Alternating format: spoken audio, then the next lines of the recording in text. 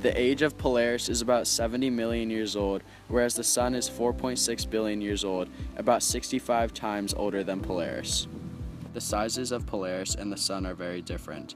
The size of Polaris is 6 solar masses, meaning it is 6 times the size of the Sun. The solar mass of the Sun is 1.989 times 10 to the 30th. Polaris's average surface temperature is 6,900 Kelvin, or 11,960.3 degrees Fahrenheit. The Sun's average temperature is around 5,778 Kelvin, or 9,940 degrees Fahrenheit. Polaris is also known as the North Star, and it is classified as an F7 yellow supergiant, meaning that it is a high-mass star. Its appearance correlates with its color, and the stars in the F class appear yellowish-white and burn between 10,000 and 13,000 degrees Fahrenheit. The Sun is all colors mixed together, which appear to our eyes as white. Rainbows are light from the Sun, separated into colors. Each color in the rainbow, red, orange, yellow, green, blue, indigo, and violet, has a different wavelength. The position of Polaris on the HR diagram would be in the upper right-hand corner of the diagram. However, Polaris is a Cepheid variable star, meaning that its temperature and apparent luminosity vary greatly over short periods of time. Polaris has a great amount of variability in terms of its brightness and its position in an HR diagram. The Sun is located in the section of the HR diagram where the yellow main sequence stars are shown. The chemical composition of Polaris is not well known, although it contains hydrogen, helium, and calcium, along with some other elements. The chemical composition of the Sun is about 75% hydrogen and 25% helium, along with some other trace elements. The distance of Polaris from the Earth is about 433.8 light years. The distance of the Earth from the Sun is about 150 million kilometers. The apparent magnitude of Polaris is about 1.97 V, while the absolute magnitude is negative 3.64. The Sun's apparent magnitude is negative 26.74, while its absolute magnitude is 4.83. It is believed that the Sun and the rest of the solar system formed from a giant, rotating cloud of gas and dust known as a solar nebula. As the nebula collapsed because of gravity, it spun faster and flattened into a disk where the Sun eventually formed.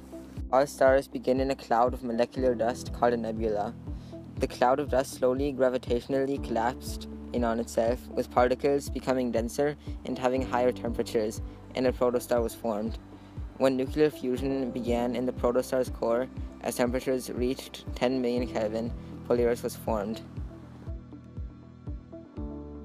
The Sun is currently in its main sequence stage, and the current life stage of Polaris is a yellow supergiant. Polaris is not likely to share the same fate as our Sun because the Sun is a medium-mass star while Polaris is a high-mass star. This means that they will not have the same life cycle. After the Sun has used up all of its fuel, it will turn into a red giant, while Polaris is already a yellow supergiant. After their giant or supergiant stages, the Sun will turn into a planetary nebula, and then a white dwarf, and eventually a black dwarf, while Polaris will explode in a supernova and then turn into a neutron star. The complete life cycle of the Sun is first a nebula, then a protostar, and then a main sequence star when it reaches nuclear fusion in its core. After it has used its hydrogen in its core, it will turn into a red giant, and then it will collapse into a planetary nebula and then a white dwarf. Then it will turn into a black dwarf. The life cycle of Polaris was first a nebula, then a protostar, then a main sequence star, and finally, right now, it is a yellow supergiant. Then it will explode in a supernova and turn into a neutron star. Polaris is not likely to support an Earth-like planet, first of all because it is unknown if there are any planets orbiting Polaris. Also, Polaris is 6 times the size of the Sun, making it a high-mass F7 yellow supergiant. Due to the star's immense gravity, as compared to the Sun, it would be very unlikely for Polaris to have a habitable zone, where an Earth-like planet could exist because the gravity of the star would pull in surrounding bodies. Although Polaris and the Sun both formed from a nebula, the chemical composition of Polaris is not well known. Polaris is also giving off a great amount of radiation, which would not make for good living conditions if there was an Earth-like planet orbiting Polaris. It is unknown if Polaris has a habitable zone with an Earth-like planet due to its large distance from Earth, and because all of the stars that we have found with habitable zones have been close to Earth. Polaris and the Sun both form from a nebula, as all stars do. Polaris is a much larger star than our Sun and is in a later life stage. Polaris has a higher temperature than our Sun, and Polaris is a yellow supergiant, while our Sun is a yellow main sequence star. Polaris is much brighter than the Sun and is much further away from the Earth than our Sun is. Due to its larger size, Polaris also has a much larger surface gravity than our Sun. Polaris will end its life as a neutron star, while the Sun will end its life as a black dwarf.